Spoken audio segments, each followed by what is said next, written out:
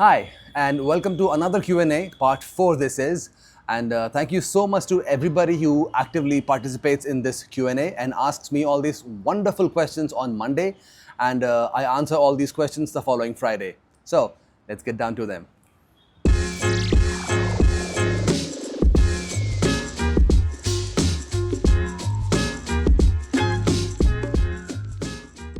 First question, Satyam Upadhyay 14. Can you recite any quick maintenance tips that only long-term experienced bikers would know? Yes, absolutely. Take care of your tires, take care of your chain, and get it serviced periodically. That is the best thing that I can do. And most important thing is ride your motorcycles. All right, moving on. Nomad Biker 47. I own an ADV, but I badly want a sports bike. I'm very much happy with my ADV, but my financial conditions allows me to maintain only one bike. What can I do? Well, I have found myself in this exact same situation oftentimes. The best thing that I did was paper and pencil are your best friends. Write down pros and cons and make a decision, stick to it. That helps. That goes a long way in almost everything in life, but it does help. Trust me. Sandeep Pallapu. Hi there. I am 6'3" tall guy with long lower limbs. You're not alone. Rode the Interceptor, Shotgun, Continental GT 650s of my friends, and none of them have a comfortable position for my legs and spine. The Super Meteor reviews from my friends aren't that great either in terms of comfort and suspension. What bike you'd recommend in general for a tall guy like me? Obviously, I can't take an ADV for daily commute, or should I upgrade to four-wheelers? Nice content and would love to see you walk completely healed. And my warm regards to your parents too. Thank you so much for your warm wishes. And a very good thing on test riding these motorcycles, the Super Meteor 650 is not an inherently uncomfortable motorcycle. It's just the suspensions on that are rather on the stiffer side. To counteract that, you can add definitely some preload on your motorcycle. Just have a pillion sit behind you and it'll be pretty good. The Super Meteor is a very comfortable motorcycle for long distance riding. I suggest either invest in an aftermarket suspension or look for other brands. Definitely, if you are a 6'3" guy, I'm a 6'2" guy myself, go for the Bear 650, that is pretty good. You can also try the BSA Gold Star 650. It is also a retro motorcycle, a cruiser of sorts, a single cylinder one, and it is pretty comfortable. Moving on. इतने वेले नहीं हैं हम, लेकिन इतने उल्लू के बट्टे तो तुम हो कि तुम मेरे चैनल में आके मेरे पोस्ट में कमेंट करके बोल रहे हो कि तुम इतने वेले नहीं हो. I don't think so. तू बहुत वेला आदमी है. Alright, next question. KPNS04. I loved the Trip Machine Brute shoes. I'm planning to buy that. Will it get discounts in near future, 2-3 months, so that I can save some? If not, then any coupon codes are there to get discounts. Sorry to ask such things, but I'm desperate for that particular shoe. Yes, there are discounts. I'll ask Dhat and I'll post it on one of the upcoming posts on my YouTube. Inti 650. Hi Sri, I love your content and the vibe you bring.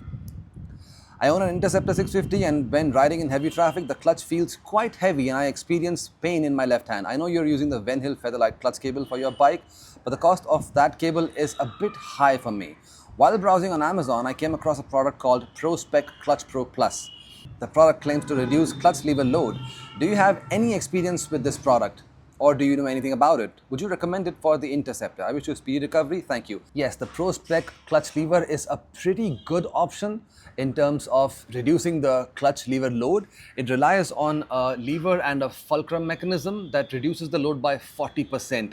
That is actually pretty good. Now, the only reason I didn't do it is because I already had bought a Venhill clutch cable and I wanted to keep that handlebar look and feel a little minimal, I would say. Yeah, if you want my advice, go for it. ProSpec Easy Pro Clutch is very, very good. ProSpec Easy Clutch. All right, next one. Asur 2652. You're a regular, I think.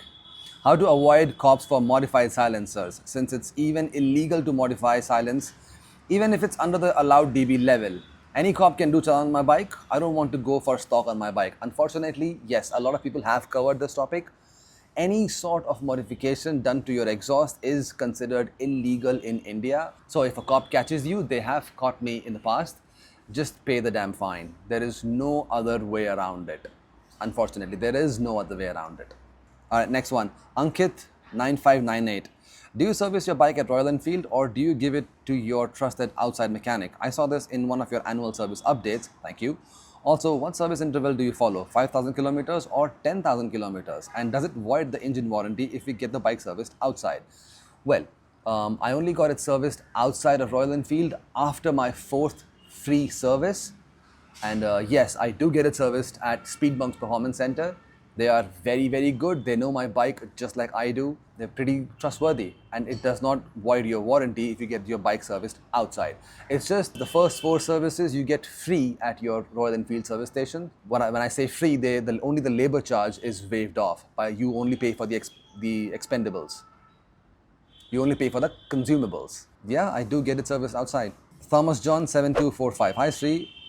Your videos are great. How far kilometers do you think we should go with our motorcycles as a beginner rider if it's our first trip? Well, I would say take frequent breaks, and in a day, look forward to doing at least 400 kilometers. Do not strain yourself. Remember, you have to enjoy the ride as well. If you end up doing 500 plus kilometers, your butt will start to ache and you would really give motorcycling a second thought. So, 400 kilometers in a day, that should be good enough. Next one, Vishwadeep Roy. Namaste Bhaiya, what is the meaning of number on Classic 350, Khaki or Commando Sand variant? Happy recovery. I believe you're referring to the Signals edition of the Classic 350 that came out some time back.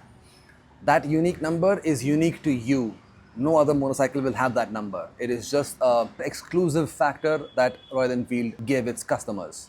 That's about it. Crazy Blaze 76. Hey, what's your opinion on 3M reusable earplugs? The one where you get 4 or 5 of them for 200 bucks or so.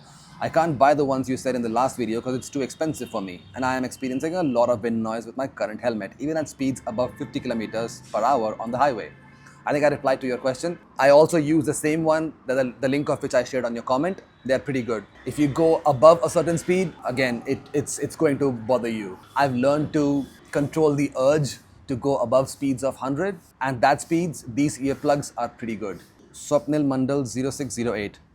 What does the character of a bike depend on?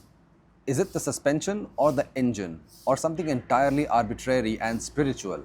What if the rider comes to realize the bike isn't in line with his preferred character after a few days of purchase, even though he thought the bike was perfect during the test ride? Good question. I believe you develop a character over a period of time. The bike comes preset. It has a character of its own. But when you start to ride it, you ride it at your preferred pace, your preferred setting, and your preferred nuances, I would say. So over a period of time, you become one with the bike. So that is what the character of the bike is. Sometimes you would be comfortable with how the clutch pulls, how the brake feels, how it turns, how it feels. So it's unique to you. I believe that is the soul and the character of a motorcycle, because every motorcycle from the factory comes as a preset. That's what I believe. Good question. It's a podcast worthy question, I would say. Ajatosh Mobile 4227. Leather gloves you can recommend up to 2.5k to 3.5k.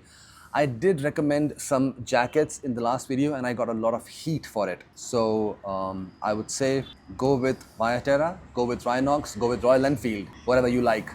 They're pretty good. Adi_gaming_3693. Bro, I love my classic 350 2018 with the stock exhaust, but I also like the real dug sound. Any legal way to put a new exhaust? I pray for your speedy recovery. Seeing you grow every day, boss. Every day a new subscriber joins. Thank you so much for your wishes. And I think I did answer this piece right now only. There is no legal way to modify your exhaust. Unfortunately, that is the law in India. Can't do anything about it. If someone catches you with your aftermarket exhaust, just pay the challan and move along. Next one, Senior_paint. Hey Sri, first off, I love your content and have been watching for just over a year now. On to my question. I've ridden my brother's Avenger 220 cruise for a good 500 kilometers, but given the weight of the bike and the engine capacity, power output, I don't find it interesting. I'm looking forward to buy my first bike in the next 2 years. I'm still in college. Do you think starting off directly with a 450 be a little too big for a beginner bike? I love Himalayans. Because I think 350 range by RE have a similar feel in terms of power and weight, albeit they are still very good machines, having ridden Classic and a Bullet. Anyway, I love your content, big man, and hope your knee gets back into shape soon. Thank you so much for your wishes. And yes, 450 will be a big jump for a beginner. So I'll say start with 350s or under it. Start with any KTM. if you want, or a TVS. Those are really good bikes these days. And once you gain enough confidence to handling these machines, then move on to 450 in about a year or so, I would say. Go for second-hand ones; those are pretty good. And look into Gorilla 450, pretty good bike, I would say. All the best for your college. Nikhil RB9574. Hey man, love your videos. Can you recommend me any good dual sport tires for my Bear 650? Also, the rear tire is MRF Nilorex 140 8017, which are like 8020 road off-road. Also, can I fit a 150 tire with different profile like 150 60 17 or 150 70 17? Will it affect the stability on corners? No, it does not affect the stability on corners. As long as you're going 1 or 2 sizes up, that's about it. Even I have gone 2 sizes up on my Interceptor. The stock size is 130, I've gone 150. As far as the tire brands are concerned, you can go with Apollo, you can go with Vredestein, you can go with Seat also, those are pretty good. And if your budget is a little bit higher, you can go with Bridgestone, Michelin, Metzler or Pirellis. Also, Shinkos are pretty good as well, but they're not available in India. You have to import them from somewhere else. Kushagra Karanji 3727. Hello Srinivas, I wanted to ask if white helmets turn yellow over time. If yes, can we avoid it and how? I am planning to buy a SMK Typhoon solid white. Please recommend any better option for helmet in rupees 5,000. Also, which riding jacket to buy in the same price range? Hope we have a speedy recovery, man. Thank you so much for your wishes. And again, it falls under the same question where I have recommended jackets in the past, and I've got a lot of heat by people saying that it's a branded content that I'm doing. However, I'm only talking from my own experience, and I do recommend Royal Enfield jackets because I've used them. I also have read a lot about Rhinox jackets. You can also go with Rhinox as well. Yes, white helmets do turn yellow over a period of time, and the only way to avoid those is by taking care of them very nicely. I don't recommend PPF or any other coating on it. Clean it regularly, I would say. Yeah, I mean, it's just a regular process that the white color will turn mild yellow or eggshell color over a period of time. That's a prime example. It shouldn't matter. It shouldn't matter. Just customize it with your own decals, your own stickers. It'll look pretty cool. Alright, next one. I watch your videos whenever I'm stressed due to work. Your videos really takes that off just like that. And thank you for your videos and wish you a speedy recovery. I own an Interceptor and I'm currently in a job in which I have to travel every month, due to which my battery keeps getting drained off as I'm not using it often. Do you have any workaround for this? I had unplugged fuse, but that didn't help much. Not sure if I had removed the correct one. Yes. I did answer in one of the AMAs last week. I've also replied to your question in the link. Remove the negative terminal and disconnect the connection from the battery entirely. Wrap them in some tape and just leave it. If you wish to remove the battery entirely, then you remove the negative terminal first and then the positive one and remove the battery entirely. That also helps. I hope this helps. Aryan Roy 9753. Got my new bike just a few weeks ago. It's a Hunter 350. Sir, my question to you is, how should I maintain my bike? I'm in my 3rd year of college and probably all the expenses goes to my dad. Obviously, spending too much is not an option. What's an efficient way of maintaining my bike? Well, the most efficient way to maintain your bike is to run it, to ride it, and then service your chain yourself, take care of your chain, relube it once every 500 to 600 kilometers, then take care of your air filters, change it or reuse it, clean it after every 5,000 kilometers, service it properly, and always run on a full tank. That's about it. It doesn't ask much. I hope that helps. Alright, next one. Dhruva1456. Have you seen your modded suspension on the Interceptor? I have 2018 Thunderbird 350. I've kept it stock till now, but suspension is something I'd really like to see a change in. I've seen options like YSS costing around 30k given the current value of the bike I own. Are there any other viable options, like not an entire replacement, but effective measure, make the experience better in some way? And how would it fare in terms of road legality? In terms of road legality, it is completely legal to modify your bike in terms of suspensions, doing any cosmetic changes. Because suspensions are also performance oriented, so you can change those. I haven't seen or heard any instances where a cop has fined someone just because they are running an aftermarket suspension. So you're definitely allowed to do that. Look into way 2 speed suspensions, those are pretty good. And other than that, you can also try changing the coils in the suspension. Go for progressive ones. Those can really help you a lot in your rides. Good question. I'll do some research on this. All right, next one. Shanu2908. Can you please suggest handlebar risers for the Interceptor in Indian market around 10K? I think I've replied to your question with an Amazon link. It's pretty cheap, and I had used those in my Interceptor prior to getting the Motone custom up and over risers for my Interceptor. Go for it. Alright, next one. Starboy_Satoru. Please suggest me a riding jacket mostly for city rides under the budget of 6K. I saw your riding jacket videos, but they are all too expensive. I have replied to your question with a link.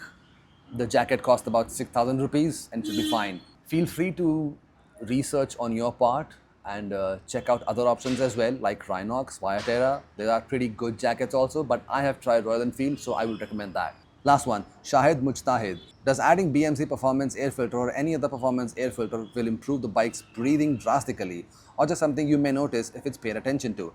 Yes, adding a performance air filter improves the bike's breathing ability drastically because the airflow is not restricted, because it is not a paper element anymore, it is a cotton element, which is much more effective and is reusable, so it is easy on your pockets as well. Thank you so much. Well, that's about it. Those were all the questions asked this week. Thank you so much for asking all those questions, and I really cannot thank you enough for taking actively part in this weekly series that I've been doing. I really enjoy answering your questions. Some of them are really thought-provoking questions, so thank you so much for those. I will again put up one post on Monday, and I will make a video on Thursday, and I'll put out a video on Friday, the following Friday. Thank you so much for watching, and I'll see you in the next one. Cheers out.